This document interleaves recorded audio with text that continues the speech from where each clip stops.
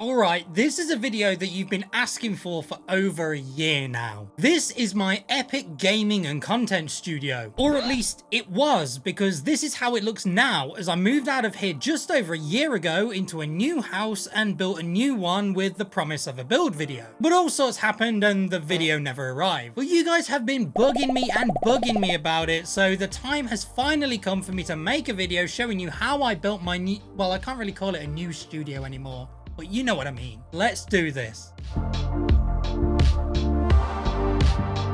So you guys loved my last studio build video, with it being the first on the channel to pass 1 million views.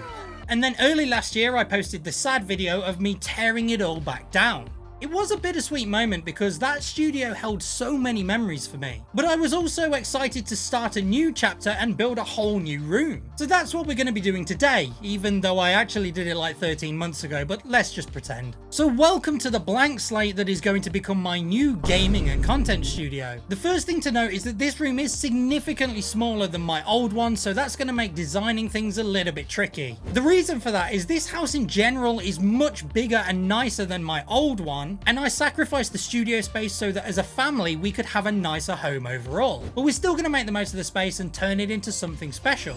So the plan is for the main setup to go in this corner over here. For the new desk I'm going to use the same Alex straws from the old setup, but I'm doing away with the white countertop and replacing it with a solid oak one, which is going to look so nice. Mounted on the wall I'm going to have dual stacked monitors, kind of like the old room, but these are going to be ultra wide OLED monitors, which is a major upgrade. Either side of that will be some new speakers that I've picked up, and then up above will be a shelf kind of like I used to have. But before I do all that, I'm going to cover this entire wall in acoustic wooden panels, which is going to give it that nice homey feel and a completely different aesthetic to my old room. Then over on this side of the room will be the gaming setup, which for now is going to be pretty similar to the old setup, but I have something new coming in the future. And then finally the racing sim is going to go over here in this corner. Then this back wall is going to have some motorsport posters to go with the sim, and then a bunch of decorations to make it a kind of motorsport themed area. So the first job is to start bringing the bits in so that we can get the setups in place, including the racing sim rig, the new desktop and the Alex straws. And then we can assemble the main desk by moving the Alex straws into place and putting the desktop down on top. Then we can bring in our gaming desk and put it over on the other side of the room.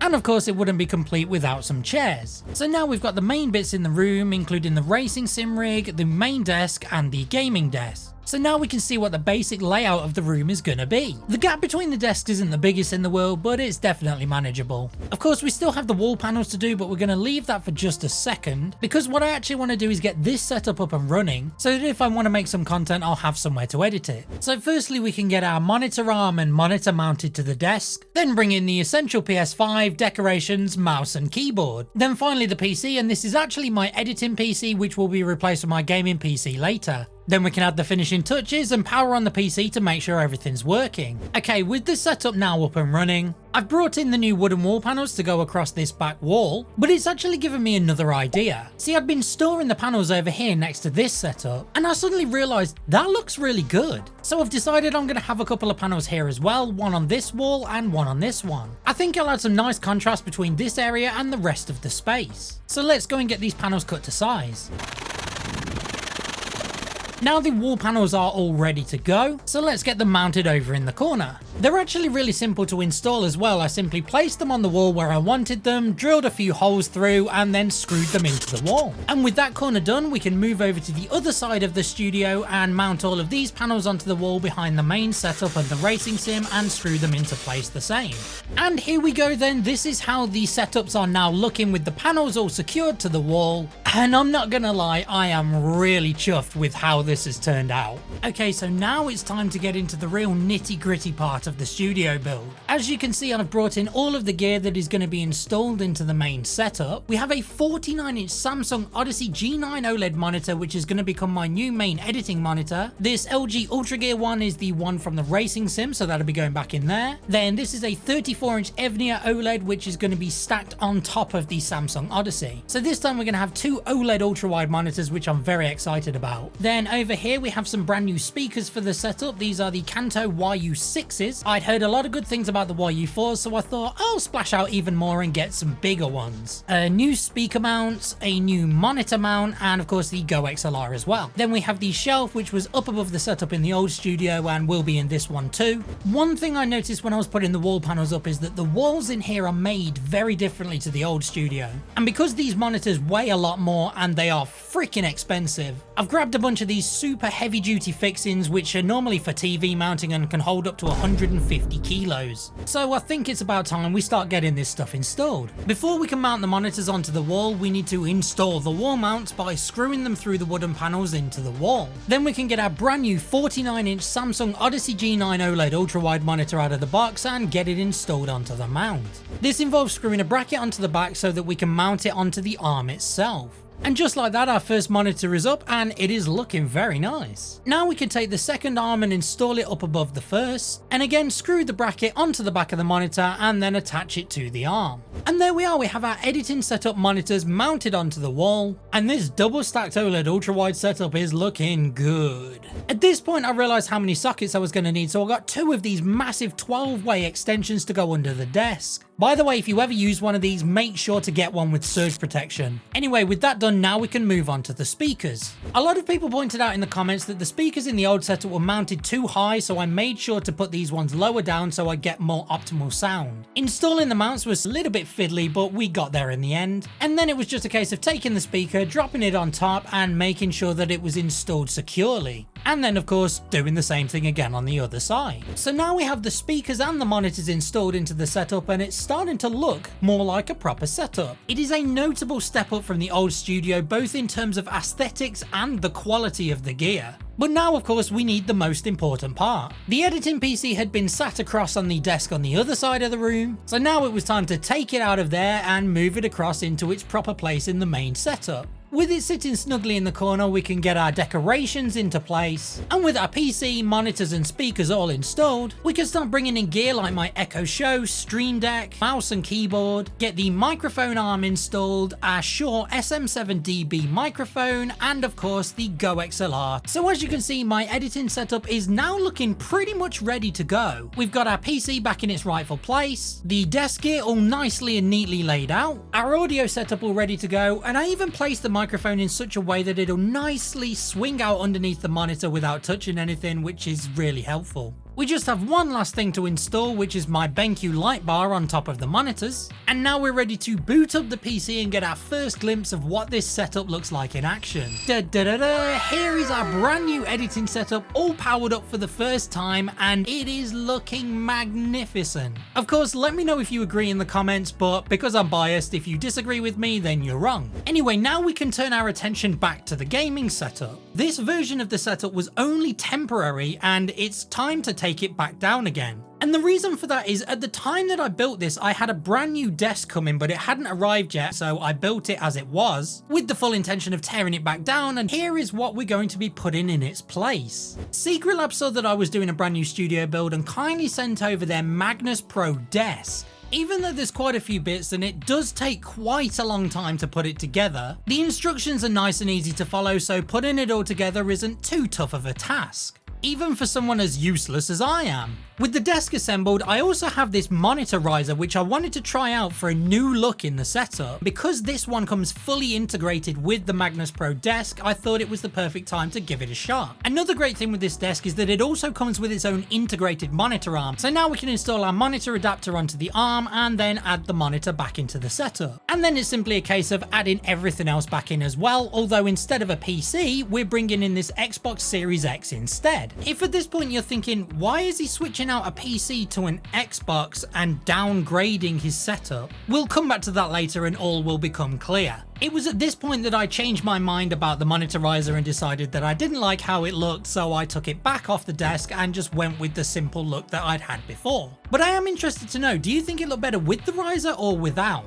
Now it's time to circle back to why there is no PC on here. You see, this desk actually comes with an optional add-on PC mount which can go underneath the desk, meaning that I can take up the space on top of the desk with the two consoles and still have a gaming PC mounted underneath, which I think looks looks really cool. Now let's bring back in our last few bits of gear to finish off the desk, and to roll with that nice homely nature vibe I was going for, I'm going to add this nice plant into the corner too.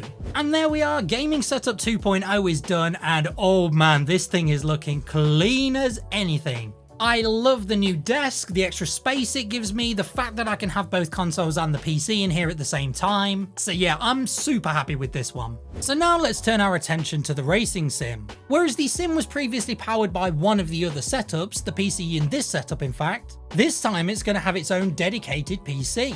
And that's actually going to be mounted up here behind the monitor on the wall. At the time the footage was recorded, this wasn't actually built yet, so let's put the monitor on instead. And as a finishing touch, let's add our wheel back on. So for now, the sim is as far along as it can be, so moving back onto the main setup, one thing we're really lacking is lighting. So let's add a bunch of it. I've been using these Govee strips in my setups for years. They're reliable, they're brilliant, they're cheap, and I would not change them for anything. I've got a set behind the monitors and another one going along the underside of the desk. And boom, this is what the setup is looking like with the lighting added, and wow, I love it. This room just looks cleaner and cleaner by the minute. I've also managed all of the cables underneath the desk as well. As you can see, I've also plugged in the RGB strip lights on the back of the sim monitor, but because of the extreme curve of the monitor and the new position of the sim, if we come over here, you realize you can actually see the lights on the back, so I may have to have a rethink, I don't know. But yeah, I am really happy with the way that this main setup has turned out. The new OLED monitors look absolutely fantastic. Then with the new desk and the wall panels and the orange lighting, it's such a different aesthetic, but I'm really digging it. So the editing setup and the gaming setup are now basically done. So the next thing we need to do is fill in all the blank spaces on the walls with some decorations and artwork and stuff like that. So we'll start off with the wall above the gaming setup. Originally this was going to be the nanoleaf lines design like I had in the old studio, but I've changed my mind. Instead I've picked up these really stylish framed racetrack posters. Over on the wall panels, I'm adding this framed game art piece and also my YouTube 100k subscriber plaque. And together with the new framed posters, this is looking really clean. I'm glad that I went with this. It's very different to what I'd initially envisioned with this setup, but I think this actually looks a whole lot better. But here's not the only place I'm going to be putting framed motorsport pieces, because that's also my plan for this back wall over by the sim.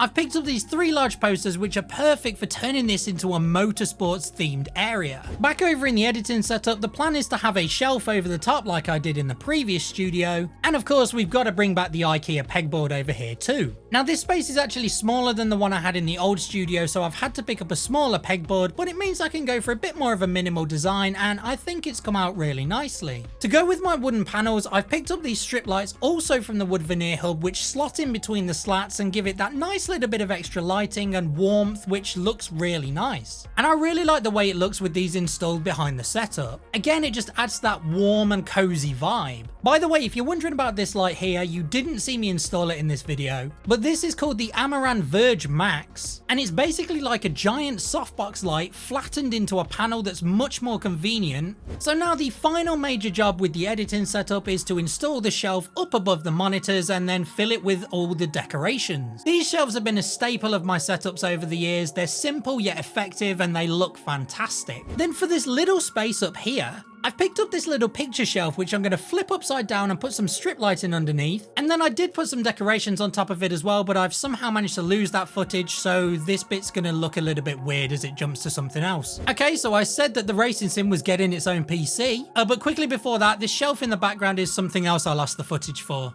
But anyway, let's install this shelf for the PC.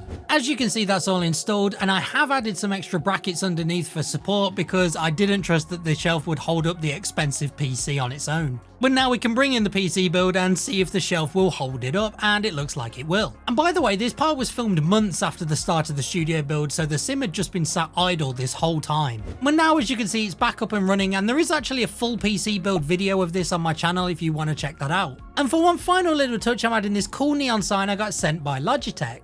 And here it is time for the grand reveal. Although the twist here is that this part of the video was filmed this week rather than the rest of it, which was filmed last year. So there are a few little tweaks and changes that have happened in the meantime. But yeah, this is how the new gaming and content studio is currently looking. And honestly, I am absolutely amazed how this turned out. When I first moved and saw how little the room was compared to the old one, I knew it was going to be a struggle, but everything has gone so smoothly and it has come out better than I could have possibly imagined. I've fallen in love with this new aesthetic that's completely different to any of the studios I've built before. And I'm going to go out on a limb and say that this is my favourite one that I have built to date. Just on those changes that I mentioned, I finally got rid of my Go XLR and replaced it with this Rodecaster Duo, which fits the setup better. This is the motorsport shelf that I lost the footage from. And I've also added a bunch of decorations like new Lego sets around the room. And the editing setup has a brand new chair, which I'm not really going to talk about because I have a full review coming out in like 2 or 3 days, so keep an eye out for that. And finally, I've added this cool little screen to my racing sim PC. And I also have a fair few plans for changes in here as well. This blank space above the sim PC, I'm going to be putting my old neon sign from the last studio. Then somewhere around the sim setup, I want to mount my sim wheel collection on the wall. Both the editing PC and gaming PC are getting full makeovers soon, and each will be done in a video, so watch out for those. I also want to put up a couple of little shelves like here and here to display some of my collectibles. And my most recent idea is to take this plant out of the corner and put this Xbox fridge there instead, which has been in storage for like 18 months. But let me know in the comments, what do you think I should do? And of course, let me know what you guys think of the studio as a whole. If you enjoyed today's video, then make sure to hit that like button. And if you're new here, welcome to my channel. Feel free to subscribe for loads more content. I'll be back with another video in a couple of days, actually. I'm putting out 2 videos next week. So yeah, I'll catch you guys there. See you later.